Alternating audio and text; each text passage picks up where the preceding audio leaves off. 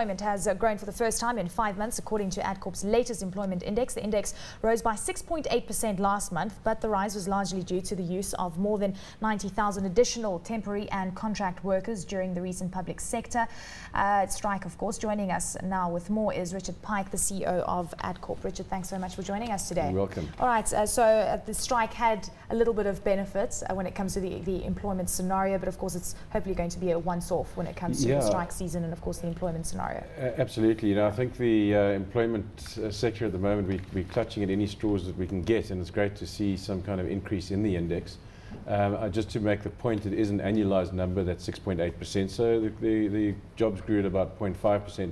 As you rightly say, a lot of that is kind of a temporary situation in nature because of the public sector strike. We saw about 90,000 contractors deployed over that period. Interestingly, a predominance of those were intermediated by agencies, temping agencies. So I wouldn't draw too many conclusions from it. I mean, one of the things that is a bit concerning around the index is that permanent employment, in other words, those people employed on a permanent basis, that continued to decline, and has declined for about 18 months, and it declined by 2.4% on an annualized basis last month.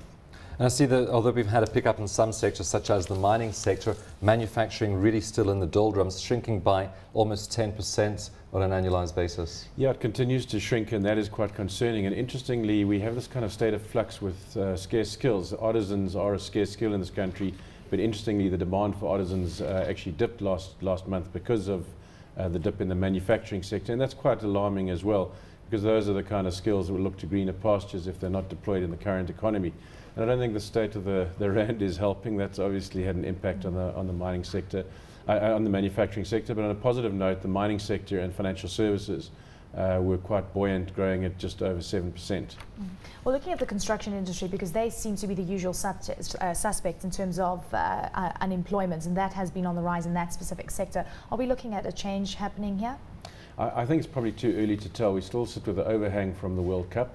There are still significant infrastructural projects that still run for some time. We're going to see big expansion in places like Eskom, the roads projects, dams, hospitals, etc. So whether it's a temporary respite, one doesn't know, but there's no doubt that we are living with an overhang post the World Cup. Well, wholesale and retail trade also shrinking 8% on an annualized basis. You do point out that the September survey is quite important because you do start to see a pickup in temporary employment ahead of the Christmas season. We've also seen retail sales bouncing back quite nicely. So do you think this is a sector where we could see some sustained employment going forward? Yeah, I think a point we made in our release is that September is going to be critical to determine whether that's the case. And it's not only wholesale and retail.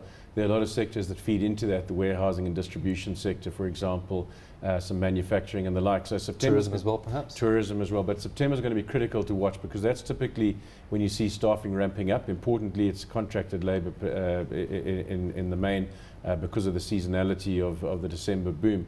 But I think September, October are going to give us a very good insight as to what kind of a December we can look forward to.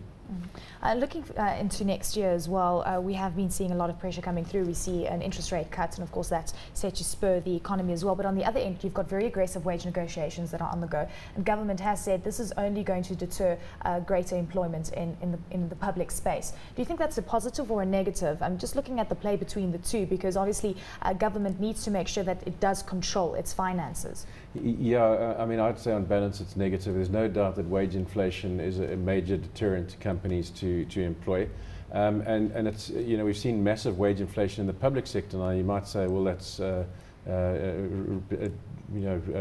just a public sector problem, but it's a private sector problem because it puts pressure on private sector wages. Just to give you an indication, roughly at the moment we estimate that a person doing a job in a public sector position versus a private sector position, same kind of job, same kind of skill set, earns 43% more than their private sector counterpart. So that's going to put a lot of pressure on private sector wages, and unless that's linked to productivity, you're not going to be seeing a lot of job creation, even though we're seeing growth and we live with this phenomenon of jobless growth at the moment. Are we seeing any improvements in productivity levels at all?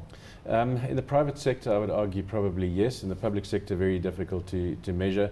And there's no doubt that if there are productivity improvements, they're definitely not of the order of what we've seen wage inflation. And not what you need to see in this economy. Yeah, you know, productivity to me is absolutely vital in terms of job creation.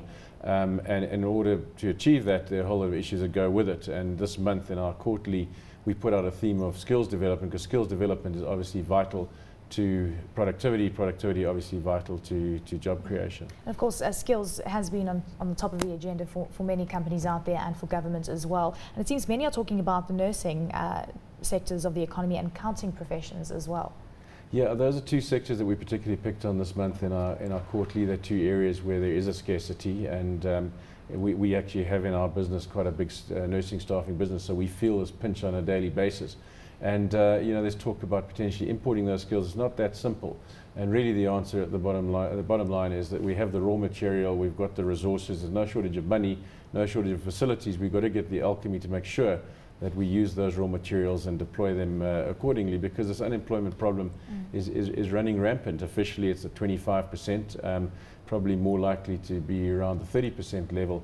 If we don't do something about that, that can quite conceivably grow to 40% within the next 5 years. We're not talking a 10-year period.